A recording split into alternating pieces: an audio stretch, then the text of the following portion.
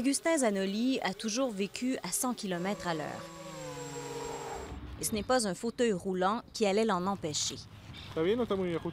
Grâce à un dispositif de réalité virtuelle, le jeune homme de 22 ans, paralysé des pieds jusqu'au cou, pilote des drones qui peuvent atteindre les 150 km/h. Piloter un drone de compétition me donne la même adrénaline qu'avec le quad ou la moto. Et cette adrénaline me fait du bien. Il y a quelques années à peine, Agustin, amateur de sport extrême, n'aurait jamais pensé revivre ce genre de sensation. Victime d'un grave accident de quad dans des dunes de sable, le jeune homme a perdu l'usage de ses bras et de ses jambes. Il avait tout juste 18 ans.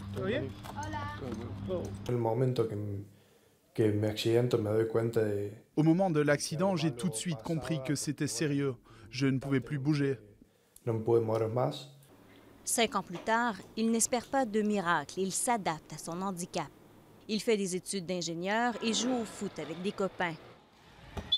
Mais tout ça manque un peu de piquant. Une rencontre avec Daniel Sequeiros allait pourtant tout changer.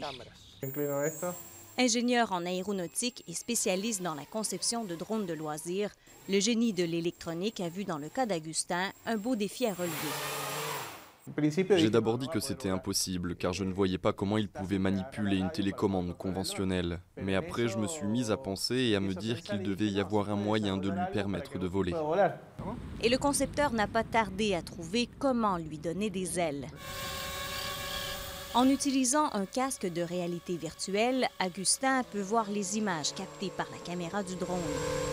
Un détecteur de mouvement placé sur le casque lui permet de le diriger d'un simple coup de tête. Pour réguler la vitesse, il n'a qu'à serrer ou desserrer la mâchoire.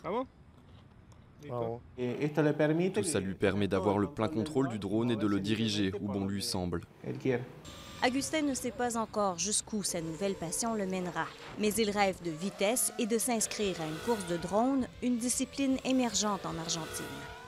Quant à Daniel, il espère que cette technologie soit dupliquée et qu'elle profite à d'autres tétraplégiques dans le monde.